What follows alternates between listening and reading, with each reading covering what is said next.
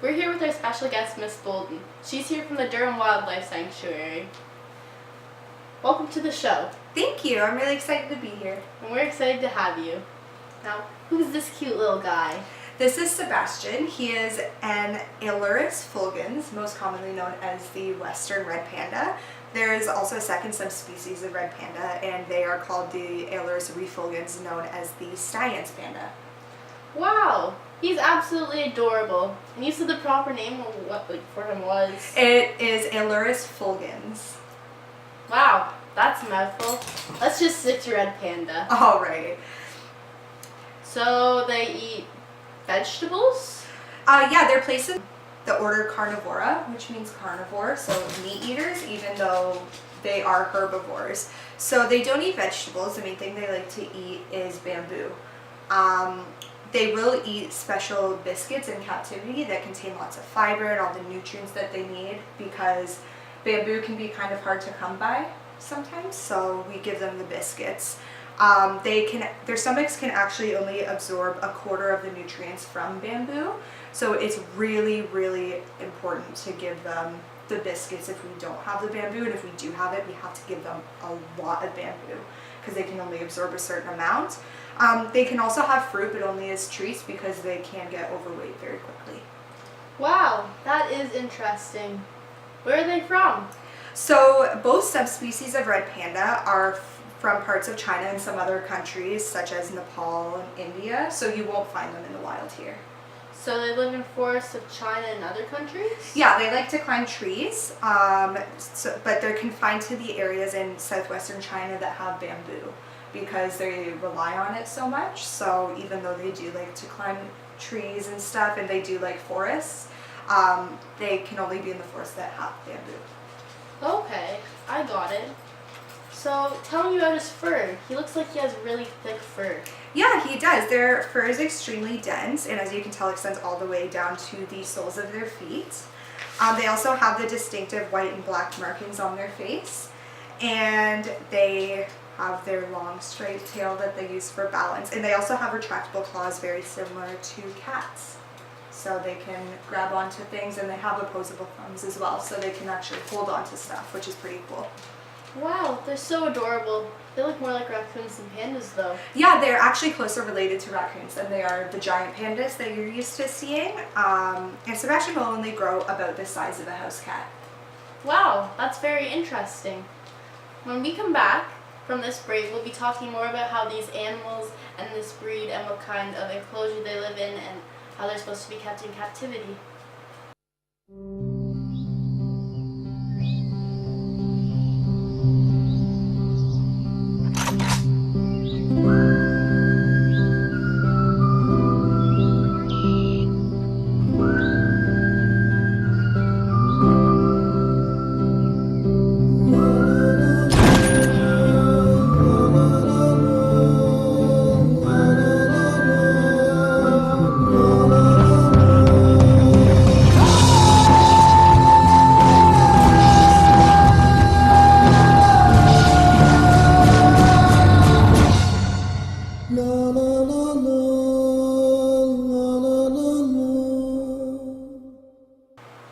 And we're back with our guest, Miss Bolden from the Durham Wildlife Sanctuary. She's teaching us about these adorable little creatures called red pandas. Now tell me, since they're from China and they live in forests, how do you replicate their sanctuaries that they live in here? So what we do is we make sure we include plenty of trees. Pandas, they do love to climb, so we make sure that there's lots of vertical space for them to go up and down, and we also make sure that we place bamboo in higher and lower places so that they are encouraged to climb up and down. It's really cute when they climb down trees because they actually climb like head down. They don't shimmy down the tree like you'd expect. It's really cute. Aw, that's so cute. I think we have a clip of that. Let's show it now.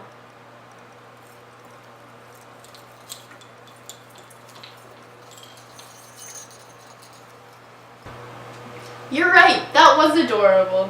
Is there anything else they need in their enclosure?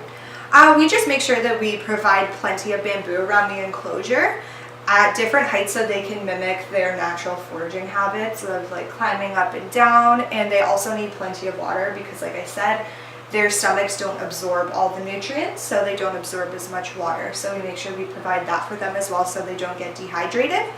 And if they're involved in breeding, they also need nesting boxes. What are nesting boxes? Nesting boxes are basically boxes that are placed higher up that the mother red pandas give birth to their cubs in, and they also raise their cubs in them. So that's where they go. They can bring materials from the enclosure in there, and you're encouraged not to really mess with them. The pandas sometimes will also sleep in them, so depending on what the red pandas like, you can provide nesting boxes even if they're not in a breeding program. Wow, that's really cool. What time of the year do they breed at? Typically, breeding season in this part of the world begins at the end of December and it ends in February. They usually give birth in June or July, giving them a pregnancy that's on average like 134 days. They usually have a litter of 2, that's the average, but it can range from 1 to 4 cubs. That's adorable. Are you guys looking at getting any cubs this year? It's difficult to say because red pandas are actually extremely difficult to sex. It's nearly impossible to tell visually the gender because they're so similar. So we know Sebastian is a male because he got a DNA test before he was brought to the sanctuary, but telling them apart by looks, like I said, is almost impossible. The males and females look the same, but the males don't have a scrotum. So their testes are actually internalized, so you can feel for them, but they have really dense fur and it's really hard to feel. So the best way to do it is through, you take some of the fecal matter and send it in for DNA testing. Oh wow, okay. So it's just the luck of the draw what you end up with, whether it's a girl or a boy? Pretty much, yeah, unless you do the DNA testing. There have been zoos where they brought in what they thought was a female when they thought they had a male, and they ended up just having 2 females or 2 males. So it's really difficult unless you do the DNA testing. They're very similar to large birds in the fact that you can't tell from the outside. You need the actual DNA. Wow, alright. So how old do the cubs need to be or how old do the pandas need to be in order to have cubs? They become sexually mature at about 18 months of age, so they're pretty young. And something interesting about them is they actually can't carry young. The females can't carry babies, and they actually can't mate if the pandas are overweight. Oh wow, that's funny. Well, thank you for sharing so much information about them.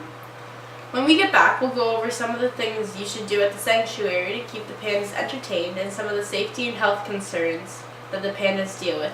We'll be right back.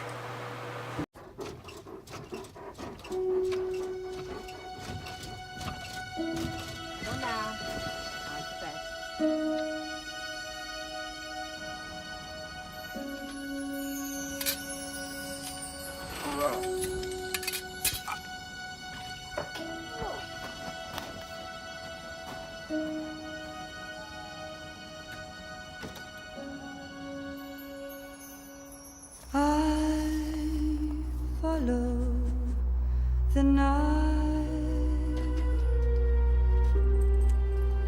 can't stand the light. One day I'll fly away, leave all this to yesterday.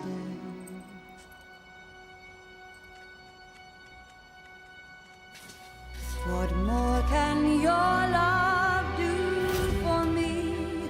When will love be through with me? Why live life from dream to dream and dread the day when dreaming?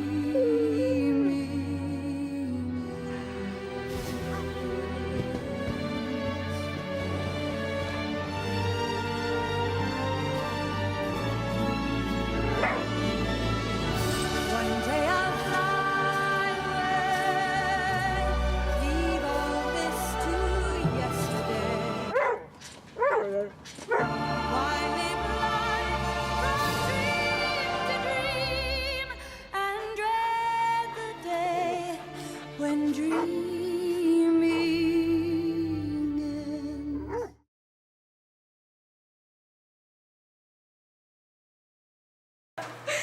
We're back with Miss Bolton from the Durham Wildlife Sanctuary. Thank you again for being here and teaching us about the red pandas. It's my pleasure.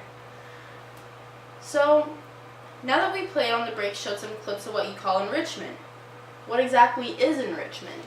Enrichment is something that we do at the sanctuary to sort of keep the pandas active and thinking, because if they get bored, they can learn destructive behaviors, and that's not good. You don't want them to start doing that. They can start over grooming and just things that aren't good, and it shows that they're stressed out. So enrichment is really important in the sanctuary.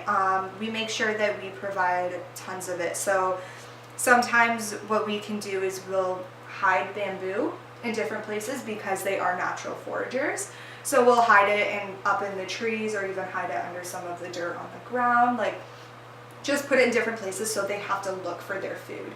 Other things that we can do for enrichment that goes hand in hand with training is we can train them to do things for us that we need for medical reasons. So as you can see, Sebastian is very well trained. He was hand reared, so he wasn't raised by his mom and dad.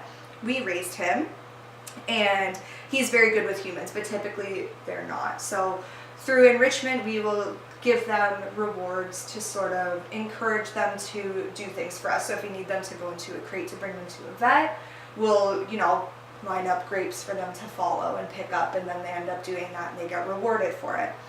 Another thing that's really popular that we enjoy doing at the zoo is we'll take some, we could use bamboo or fruit, and we just freeze it in a block of ice, and then we give it to them. So they have to lick it or break it or claw at it to get the food out. And it's a good way to get their brains thinking and keep them very active, because they are prone to being overweight. Aw, I bet they're a lot of fun to watch. Are they very active? It depends on the time of year. They tend to be more active in the summer than in the winter. They spend about 10 to 12 hours a day foraging for food, and the rest of the time is spent sleeping. So do they sleep during the day or during the night? It could be either or. It depends on the way that they are trained.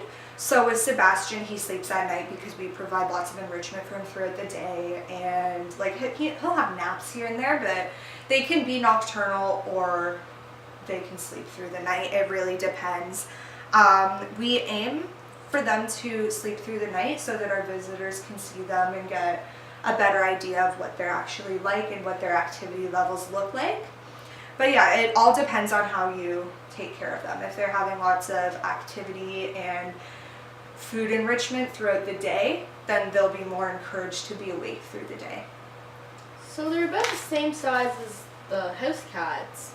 Do they share any behaviors or just the size?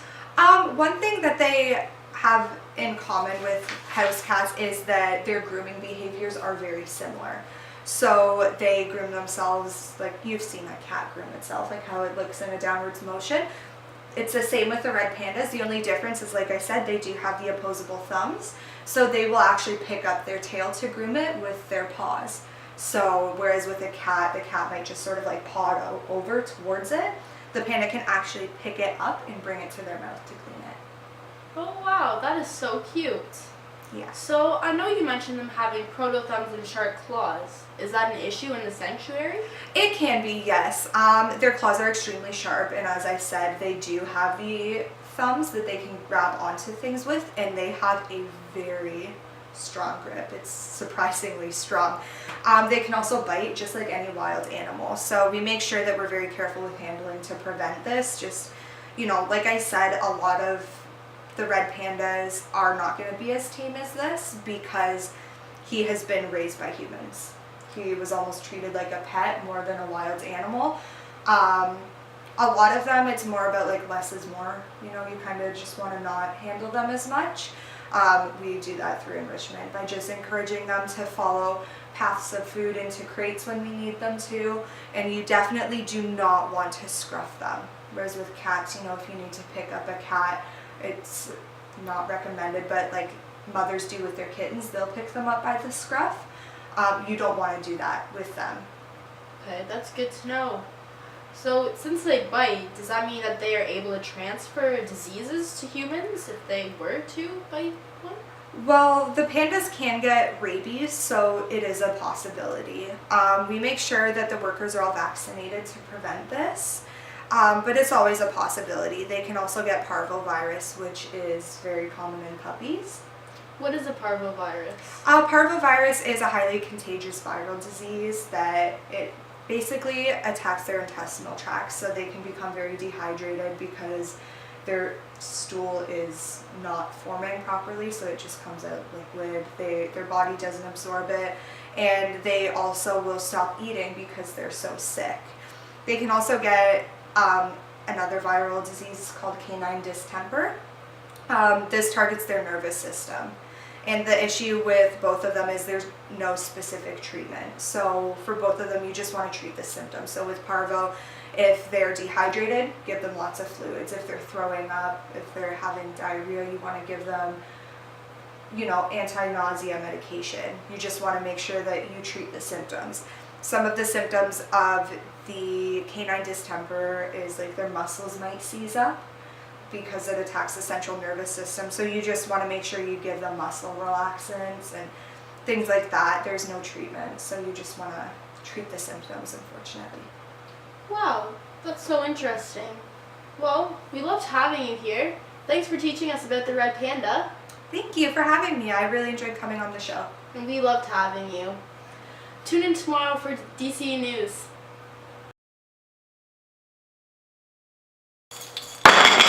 Okay, cut. Okay. I killed myself.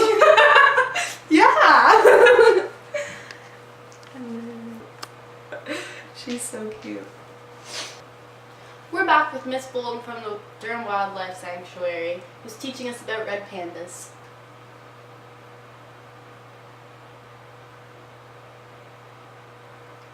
You're supposed to thank me for being here. Oh shit.